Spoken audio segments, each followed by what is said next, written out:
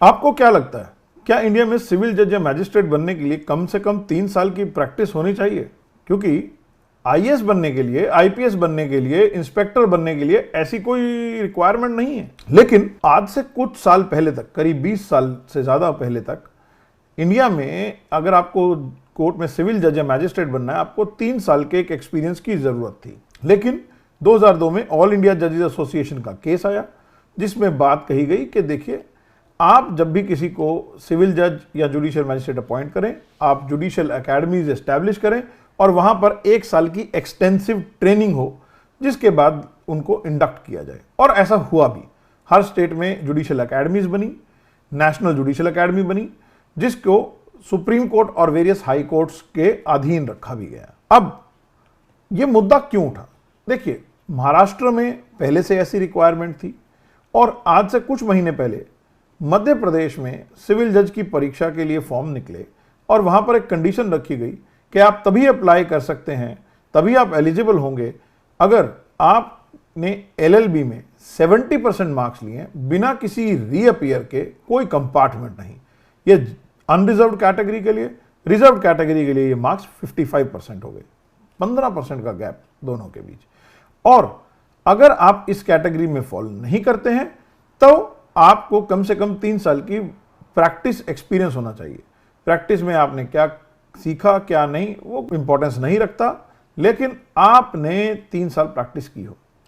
और यही एक चलन देखने को आया, बहुत सी और स्टेट जुडिशरी भी इस बारे में बात करने लगी। आखिर इसके बारे में क्या जरूरत आन पड़ी?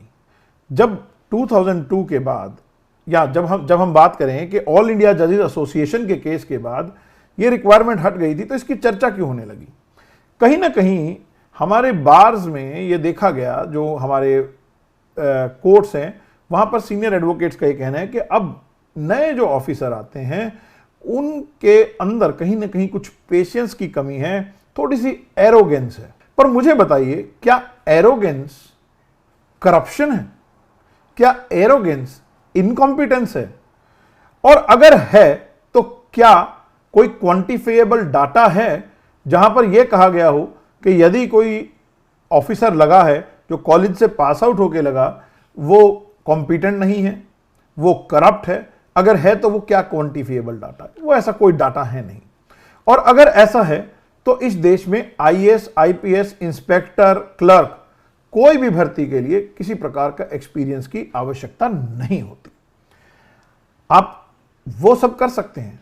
आप हो सकता है इंडिया को रिप्रेजेंट भी कर दें किसी विदेश में, एक इंडियन फॉरेन सर्विस ऑफिसर होकर, लेकिन आप एक सिविल जज या जुडिशियल मैजिस्ट्रेट होकर शायद 2 लोगों के झगड़े में फैसला ना कर सके। और सवाल यह है कि जब हमने बात करी कि 70% इंडिया के पुराने चीफ जस्टिस चंद्रचूड़ या आज बार एसोसिएशन के चेयरमैन श्री कपिल सिब्बल और जाने कितने ही सुप्रीम कोर्ट जज, हाल के भी और पुराने भी, दिल्ली विश्वविद्यालय से पास आउट हैं। दिल्ली विश्वविद्यालय में उनसे बेहतर कौन जानता है कि शायद आज की डेट में, पहले तो 1% क्या 0.1% भी कोई गुंजाइश नहीं थी, आज शायद 0.0001% स्टूडेंट के 70% मार्क्स आते होंगे, क्योंकि इतने मार्क्स लाने वहां पर पॉसिबल ही नहीं है। लेकिन अगर हम बात करें एनएलयूज की, नेशनल लॉ यूनिवर्सिटीज में 80%, 75%, 95% लाना शायद कहीं ना कहीं आसान है। कहीं ऐसा तो नहीं कि इस रास्ते हम ये चाहते हैं कि नेशनल लॉ यूनिवर्सिटीज के स्टूडेंट्स को ज्यादा तवज्जो दी जाए बजाय स्टेट यूनिवर्सिटीज के, या बजाय जो 3 ईयर से पास आउट है? और दूसरी बात मुझे आप ये बताइए, हम उस देश में रहने वाले लोग हैं जहां पर वाल्मीकि को ऋषि बनने का मौका मिलता है, वाल्मीकि सुधर सकता है। यदि किसी मजबूरी से कोई स्टूडेंट एक सेमेस्टर में पेपर, हो सकता है बीमार हो गया हो सकता है कोई कारण रहा हो, वो अच्छी तैयारी ना कर सका हो, उसके घर में कोई ऐसी बात हो गई हो, लेकिन बाद में वो अच्छे नंबर से पास होता है, तो क्या उसके जज बनने की अपॉर्चुनिटी को छीन लेना चाहिए? और कमाल की बात यह है कि आज सारा भारत इस बात पर तालियां बजा रहा है कि हमारे इंडियन एडमिनिस्ट्रेटिव सर्विसेज के, यूपीएससी के एक सिविल सर्विसेज एग्जाम में इस बार पहली बार अभूतपूर्व 41% सिलेक्शन फीमेल्स की हुई। और आपको पता है, जब से ये रिक्वायरमेंट 3 साल की प्रैक्टिस की गई, इंडिया में more than 50% judicial officer female आने लगी। क्यों? क्योंकि उनके ऊपर जो वो दबाव था, शायद शादी कर लीजिए, ये कर लीजिए, कहीं ना कहीं उनको एक बहुत मौका मिला, बढ़ावा मिला। ये जो 3 साल का एक्सपीरियंस है, कहीं ये दोबारा से महिलाओं को फिर हाशिए पर ना बिठा दे। आज जो हम सेलिब्रेशन कर रहे हैं, क्या वो सेलिब्रेशन पूरी हो पाएगी अगर हमारी जुडिशरी में हमारी महिलाओं के साथ कहीं ना कहीं ये अन्याय हो? और मैं आपको इस यहां तक की बात नहीं करता, हम इससे आगे की बात भी करते हैं। आप ये सोचिए कि अगर हम ये मानते हैं कि जो जजेस हैं, जो बिना एक्सपीरियंस के लगे, उनकी जजमेंट सही नहीं है, क्या वो करप्ट हैं? क्योंकि कहना तो मैंने आपको बोला कि लगता तो ज्यादातर जो लोग कहते हैं वकील के वे एरोगेंट हैं। उसके लिए तो हम इलाज कर सकते हैं। हमने जुडिशियल एकेडमी बनाई। पहले जब कोई सिविल जज लगता था, जुडिशियल मैजिस्ट्रेट लगता था, तो ट्रेनिंग नहीं होती थी, सीधा कोर्ट में बिठा देते थे, फिर ट्रेनिंग होने लगी।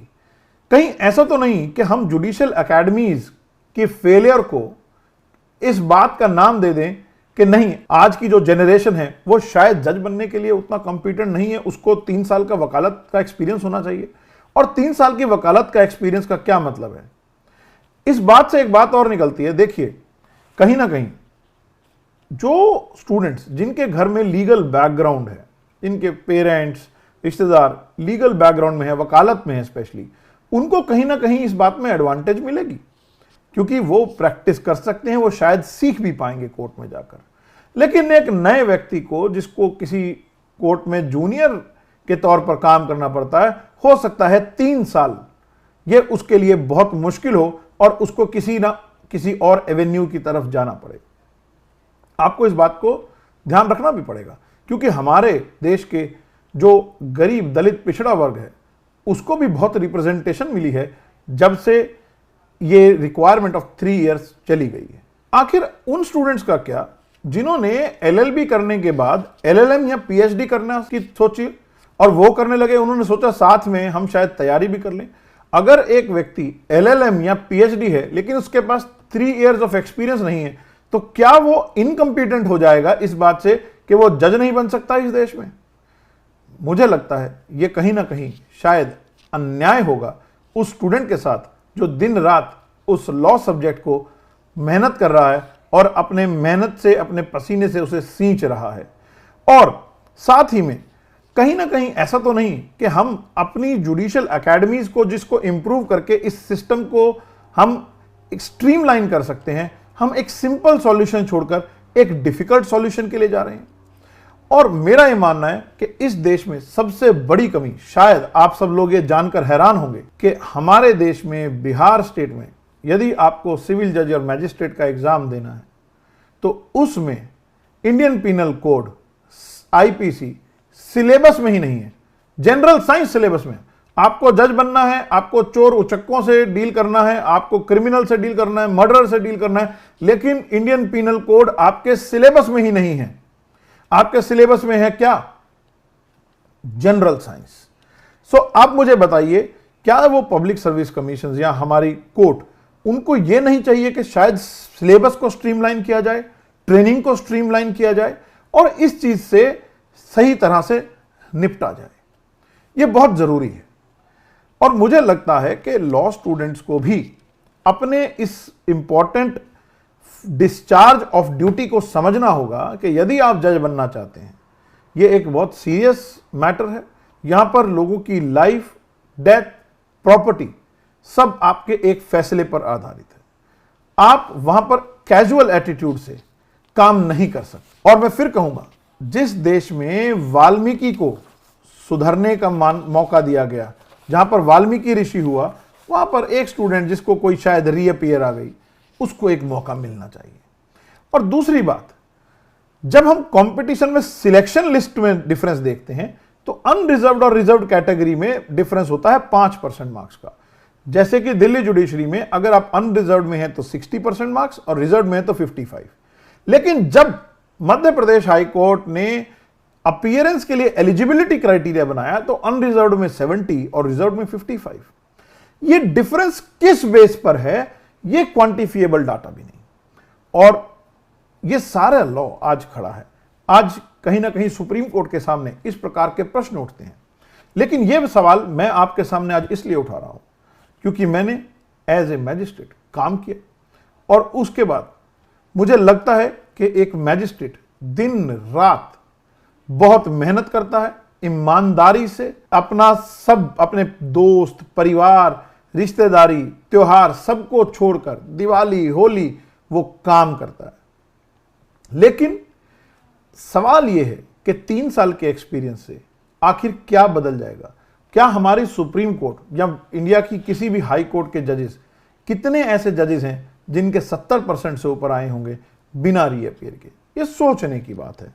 मुझे लगता है कि जब हम बात करते हैं कि इन डिफरेंसेस की, कि ये कंडीशन जो बनाई जाए, इनके बीच कोई रीजनेबल नेक्सस नहीं है, कोई इंटेलिजिबल डिफरेंशिया भी नहीं है। रादर हमें जरूरत है एक systematic streamed line judicial selection process की, जहां पर ऐसा ना हो कि सबऑर्डिनेट जज के लिए, सिविल जज के लिए आपको इंटरनेशनल लॉ पढ़ना पड़ रहा है, आपको जनरल साइंस पढ़नी पड़ रही है, आपको जीएस पढ़नी पड़ रही है, लेकिन आईपीसी आपके सिलेबस में नहीं है। किसी किसी स्टेट में फैमिली लॉ सिलेबस में नहीं है। आप सरप्राइज होंगे कि किस प्रकार से डिफरेंट स्टेट्स के सिलेबस बने हुए हैं। सो मुझे लगता है कि यह सही समय है जब सुप्रीम कोर्ट को इस सारे सिस्टम को दोबारा से हमारे कंट्री के, हमारे कॉन्स्टिट्यूशन के ऑब्जेक्टिव्स को ध्यान में रखते हुए, सोसाइटल नीड्स को ध्यान रखते हुए, यह ध्यान रखते हुए कि एक 21 साल का व्यक्ति इस देश में एक जिले को चला सकता है, आईएएस बनके, आईपीएस बनके, वो इंडिया को रिप्रेजेंट कर सकता है आईएफएस बनके, तो क्यों एक जुडिशियल ऑफिसर नहीं बन सकता 1 साल की ट्रेनिंग के बाद? ये मैं आपके पास छोड़ता हूं सोचने के लिए।